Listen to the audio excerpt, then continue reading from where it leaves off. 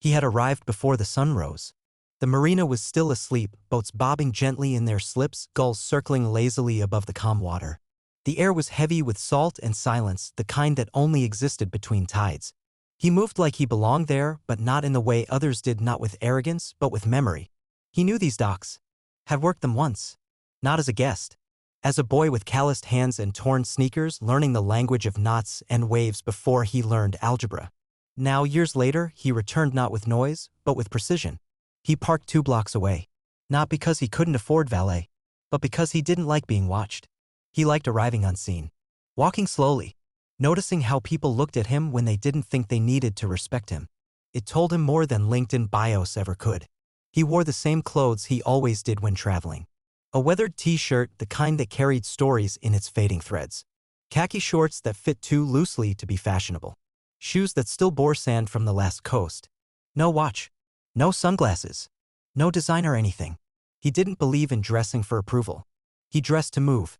The resort stood tall at the edge of the bay, white stone, sleek lines, glass everywhere. Built to impress people who thought exclusivity meant elevation. He stepped inside the lobby just as the staff were finishing their morning preparations. He was early. On purpose. Early enough that they hadn't yet decided who was important. The first person to see him was a young man in a red uniform adjusting a display of brochures.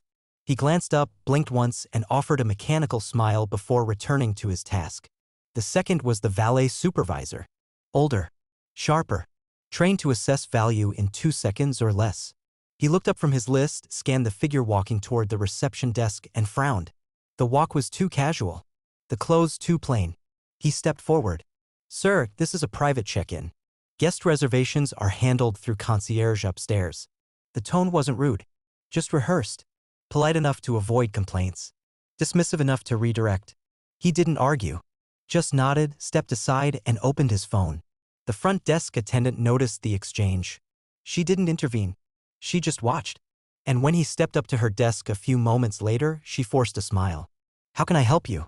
"I have a reservation." She paused. Asked for his name. He gave it. She typed. Waited. Then froze. The name flashed on the screen, not as a guest, but as a principal. An owner. A private investor. A man with permanent suite access and exclusive docking rights. Her hands stopped moving. Her eyes flicked up, wider now. I'm so sorry," she said quickly. "There must have been a mistake." He said nothing. Just slid a sealed envelope across the counter. Inside was a folded note. A staff welcome letter. Printed with the resort's letterhead and his signature. She opened it, read it, and paled. The valet supervisor took a step closer, watching her reaction. She looked at him, then back at the guest. But he was already walking away. Through the side exit.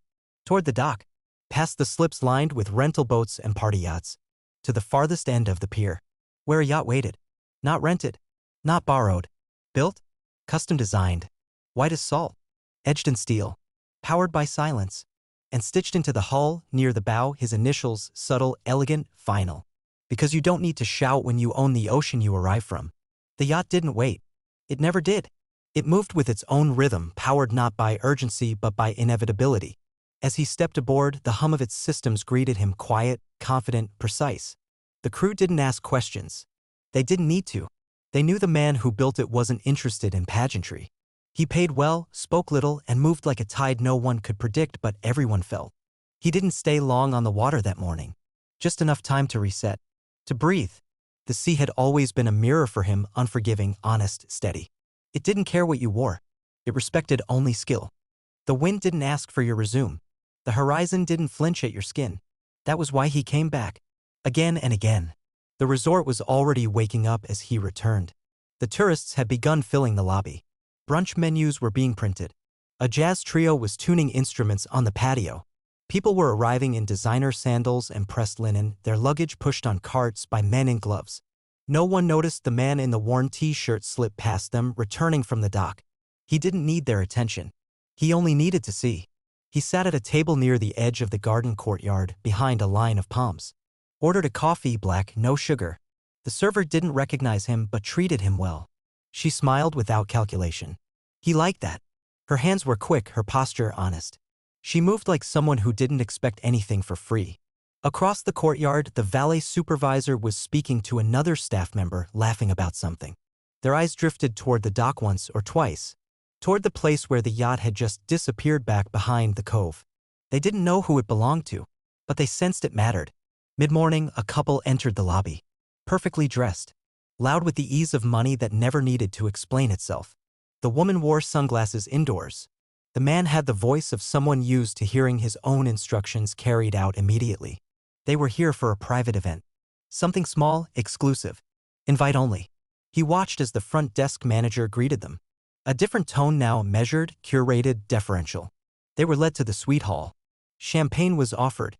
A tray passed near him. He declined. A few minutes later, a man in a navy suit approached his table. Young. Nervous. Said he had been sent by corporate. Said the resort's executive director wanted to meet with him privately. He nodded. No questions. Followed. Through the private corridor. Into a conference suite. Not too large, but expensive in all the ways that mattered to people who needed to impress. The executive director stood near the glass wall, smiling too much. Said how honored they were to host him. Apologized for any miscommunication earlier that morning. Said something about staff training and guest experience. He didn't react. Just looked out the window. The dock was visible from here. So was the open ocean. The director offered him a complimentary upgrade to their highest suite. Offered a spa credit. A private dinner with the chef. A curated itinerary for the week. He nodded once. Then said the first full sentence of the day. I want to meet with the entire management team. The director hesitated. Then said, of course. Not because he wanted to. Because he didn't have a choice. They gathered slowly. First the department heads, then the assistant managers, then the ones who didn't know why they were called into a meeting in the middle of high season. No one told them who they were meeting. Just that it was important. The room buzzed with low conversations, with questions nobody voiced too loudly. He entered without announcement. No assistant, no grand entrance. Just a man in the same t-shirt from earlier, now slightly wrinkled from the salt air. He stood at the front of the room. Looked at them. Each face. One by one. The valet supervisor flinched first. Recognition arrived not all at once, but like a tide, subtle, creeping, undeniable. Eyes widened. A few leaned forward in their seats. Others looked around to confirm what they weren't sure they were seeing. He didn't sit. He didn't smile. He began to speak. Not loudly, but with gravity. He explained who he was, not his resume, not his net worth, just facts. He was the silent partner behind the resort's recent expansion. The one whose investment had kept the property afloat during the off-season. The one whose name had been on the ownership transfer documents most of them had never seen. He wasn't there for revenge. He was there for recalibration. He recounted what happened that morning without naming names, without accusation. Then he talked about systems. How they disguise bias in professionalism. How they confuse elegance with exclusion. How they hide discrimination behind policy. No one interrupted. Some nodded. Some couldn't meet his eyes. He said he didn't want apologies. He wanted change. He laid out a plan. Revised training from the inside out. Not just language, but behavior. Hiring from communities the resort had ignored. Internal promotion pathways for overlooked staff. Guest experience evaluations that tracked humanity, not just efficiency. He said it once, then said nothing more. The executive director tried to speak. To explain. To frame it. He raised a hand. Didn't need framing. This wasn't branding. This was realignment. When he left the room, they didn't clap. They sat in silence. Not stunned.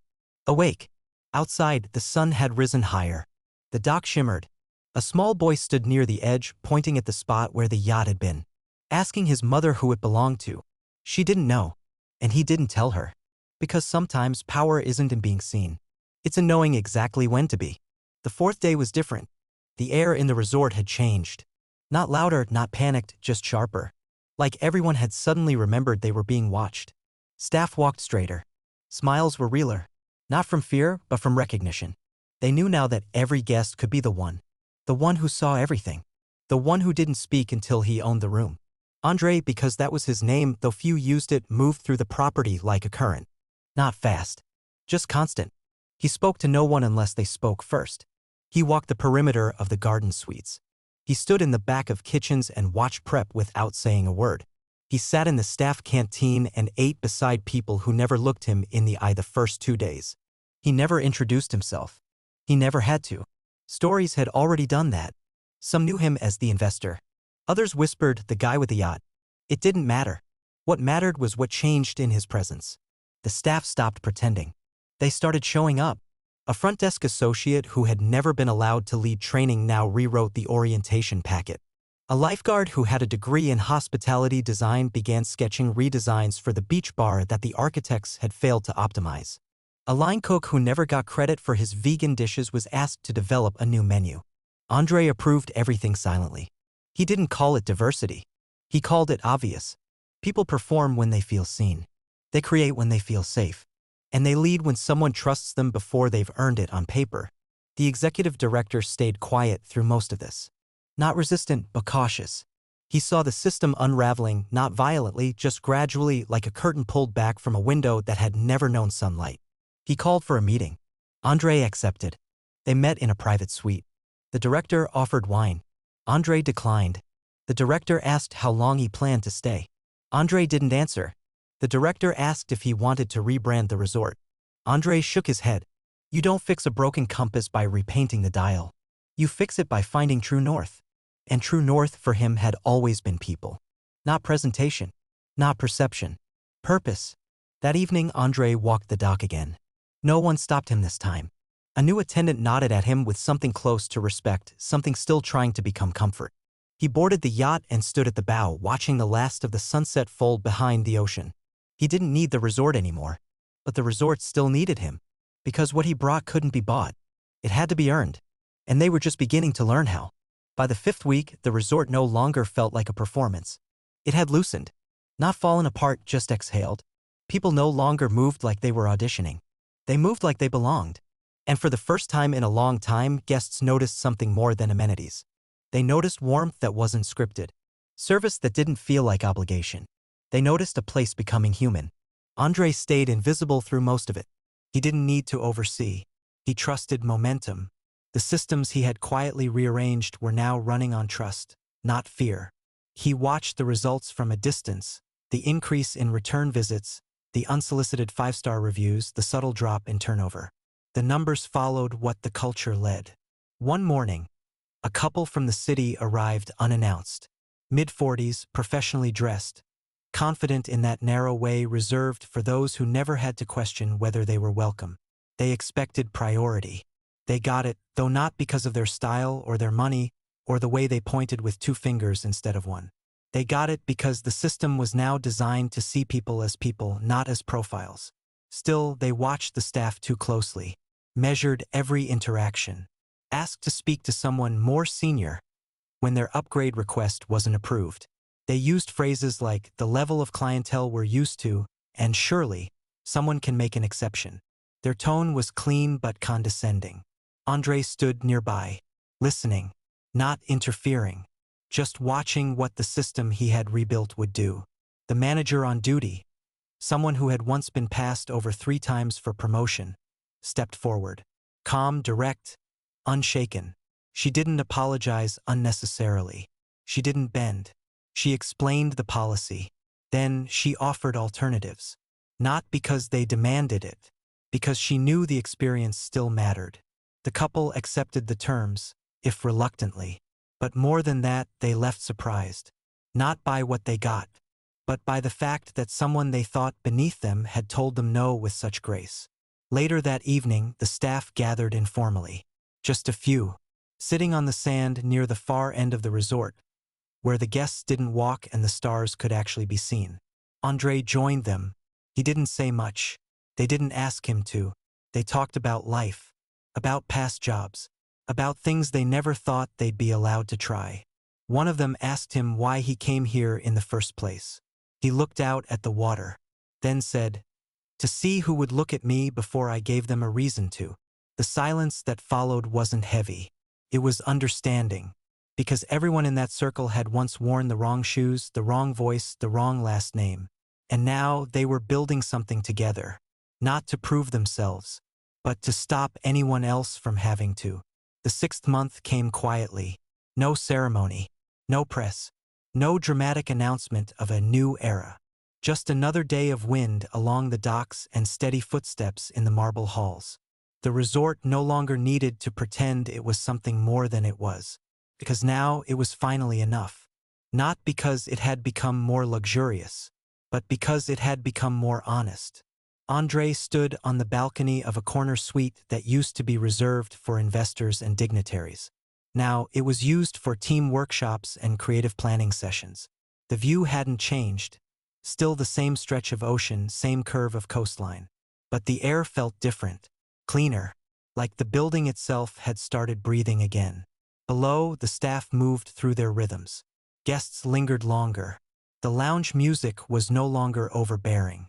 The uniforms had been softened. Even the signage had been adjusted to reflect clarity over prestige. Simplicity was no longer treated as inadequacy. It was treated as intention. He met with the board that afternoon. They were quieter than usual. Not from discomfort, but from realization. They had spent years trying to polish the wrong things. They had paid consultants to make the resort look better. Andre had made it work better. He showed them the numbers. Occupancy up. Revenue steady. Retention high. But more importantly, he showed them something else. Feedback. Stories. Guests who returned not because of promotions, but because of how they were made to feel. Staff who stayed because for the first time they had a reason to. He didn't ask for applause. He asked for continuity. They gave it to him, not because they were inspired, because they trusted him. That evening, as the sun pulled long shadows over the bay, he took a walk alone, not through the gardens, not through the lobby, but along the docks, the same docks where months earlier, someone had looked at his shoes and decided who he was. Now, he watched as a teenager helped a new guest tie off a sailboat. His hands awkward but willing. The guest smiled, said thank you. No one asked where he came from.